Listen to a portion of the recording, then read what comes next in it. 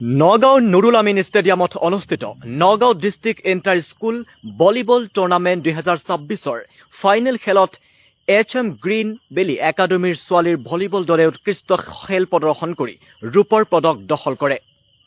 দলটোৰ অধিনায়ক আছিল তাসমিনা বেগম, তেওঁৰ সৈতে সুমায়া বেগম, ৰেমিম আক্তাৰা, নাছৰিন নাজিয়া চুলতানা, উম্মে ৰুহানা, অল্পনা দাস, হুছনাৰা বেগম, আজিফা চুলতানা, ইছমুতাৰা আৰু মুছফিয়া খাতুনে দলটোৰ এই সাফল্যত উল্লেখযোগ্য ভূমিকা পালন কৰে। দলটোক প্ৰশিক্ষণ আগবঢ়ায় মুশ্বাৰফ হুছেইন আৰু আশ্ৰিফ মাহমুদে। আনহাতে দলটোৰ মেনেজাৰ হিচাপে দায়িত্ব পালন কৰে ৰাতুল ইছলামে।